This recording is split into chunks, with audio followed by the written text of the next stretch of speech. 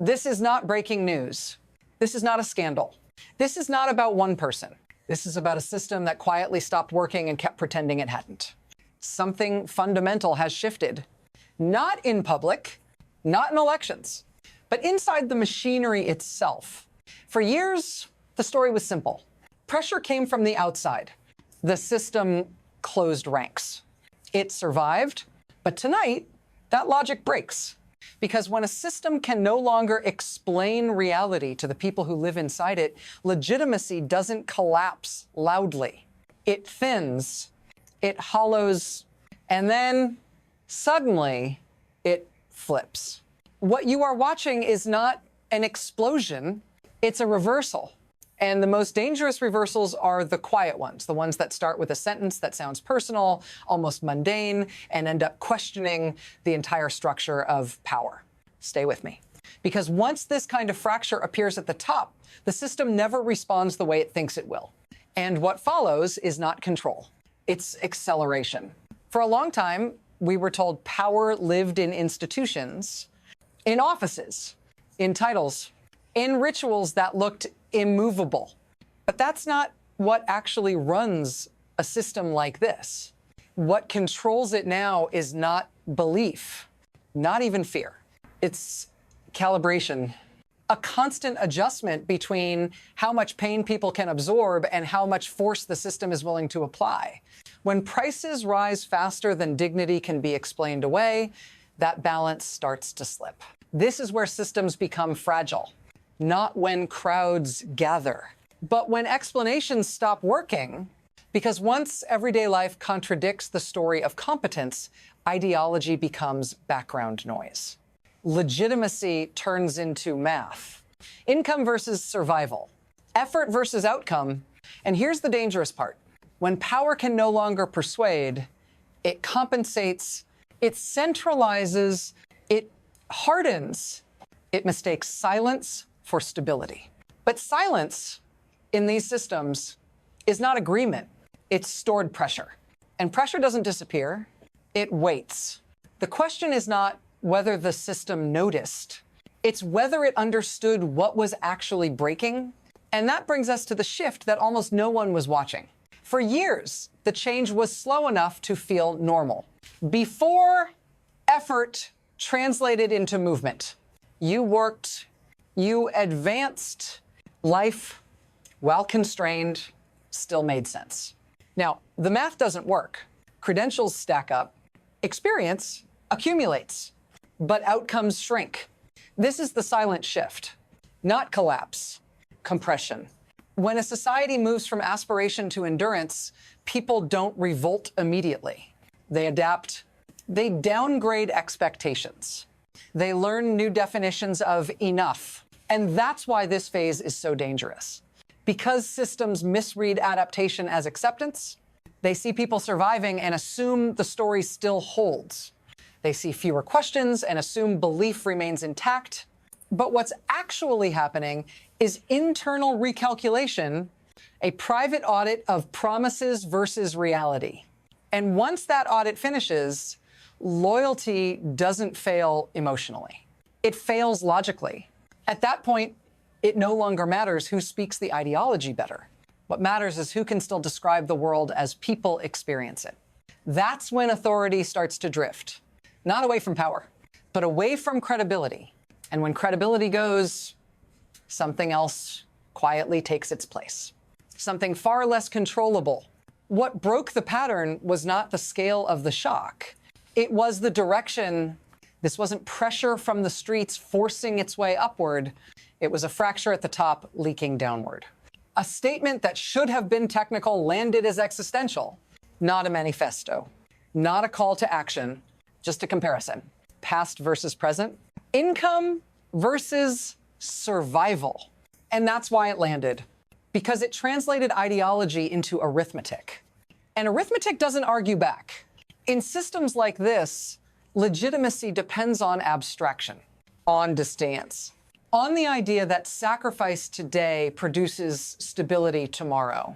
But the moment a senior figure collapses that distance, the moment lived reality is spoken aloud from inside the structure, the spell breaks. What followed looked like chaos.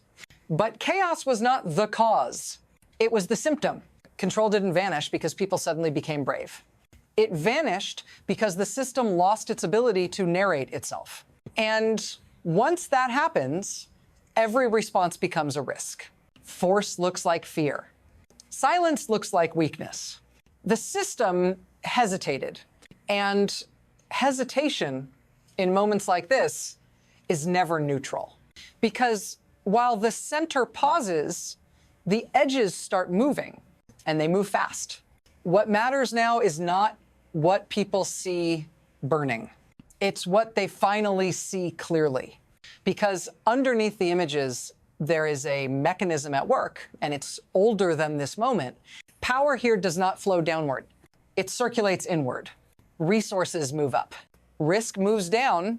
Those closest to the center are insulated. Their cost of error is low. Their margin for survival is wide. Everyone else absorbs the shock, inflation, scarcity, delay. For years, that imbalance was managed through language, through faith, through the promise that endurance itself was virtue. But once that language stopped aligning with daily life, the system didn't adjust outward. It adjusted inward. More consolidation, more loyalty tests, more force pointed not at enemies, but at uncertainty. And here's the trap. Every time the system tightens to protect itself, it exposes how narrow its base has become. Every layer added for security increases fragility. Because when only a few benefit, the cost of maintaining control rises exponentially. And eventually, the system reaches a point where it can no longer pay that cost quietly. That's when it starts paying it loudly. And what happens next is never planned. Nothing slows down now. Response shorten. Decisions compress. Margins disappear. What you're seeing is not strategy. It's reaction. Security moves without coordination. Orders overlap. Signals conflict. One force advances. Another pulls back. This is what acceleration looks like inside a failing system. Not collapse velocity. Control doesn't break evenly. It breaks asymmetrically. Some areas lock down completely. Others slip out of reach entirely. And that creates a new problem. Because inconsistency is louder than repression. People don't need instructions anymore.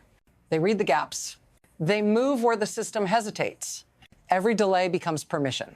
Every contradiction becomes momentum. At this stage, force stops being preventative. It becomes expressive. A way to show strength rather than achieve it. But expression doesn't restore authority, it exposes its absence. And once authority is questioned openly, the system has only two options left: escalate or fragment. And the dangerous thing is, both look the same at first. You are not watching this as an observer, you're inside the consequence. Because when systems fail this way, they don't announce it with policy changes. They announce it through daily life, through what costs more, what takes longer. What suddenly feels heavier than it used to, you feel it when effort stops producing security. When planning becomes guesswork, when stability turns into a rumor, and that's the psychological shift that matters. Because once people stop believing tomorrow will be easier than today, they stop behaving predictably. They withdraw trust. They conserve energy. They stop volunteering compliance. This is how participation ends before rebellion begins. You don't need slogans for this phase. You need receipts. And people already have them. Every compromised choice, every postponed future, every explanation that no longer fits. That's why this moment feels personal, even if it's happening far away. Because the mechanism is familiar. And once you recognize it, you start noticing how quietly it spreads. If this feels unsettling, stay with me. Because what happens next isn't about one country anymore. The signal doesn't stop at borders. It never does. Because systems like this are not isolated. They're patterned. What's happening here is being read elsewhere, not as chaos, but as data. By governments, by security services, by elites who depend on predictability to survive. The lesson is not about crowds. It's about proximity. When instability originates inside the leadership layer, geography stops mattering. Distance stops protecting anyone. That's why reactions become louder abroad, even as control weakens at home. Statements harden. Aliens tense. Warnings escalate, not because outside actors want intervention, but because they recognize the shape of the failure. A system that turns inward under pressure doesn't just destabilize itself. It destabilizes every structure connected to it. Trade routes hesitate. Diplomacy freezes. Security assumptions have to be rewritten in real time. And here's the unsettling part. No one knows whether this spreads through action or imitation, whether it travels through coordination or courage, because once the idea takes hold, that power can fracture from within. The map stops being reliable, and the future stops being linear, which means the next phase won't arrive gradually. It will arrive all at once. What happens next splits into paths, not predictions, trajectories. The first is adjustment. The system narrows its promises. It lowers expectations just enough to regain balance, not trust stability. Life becomes smaller but predictable again. That path requires discipline, internal agreement, and time. The second is erosion. Nothing breaks decisively. Control holds in fragments. Authority works some days, disappears on others. People adapt to inconsistency. They build parallel systems. Informal rules replace formal ones. The state still exists, but it governs less each week. This path looks calm from a distance.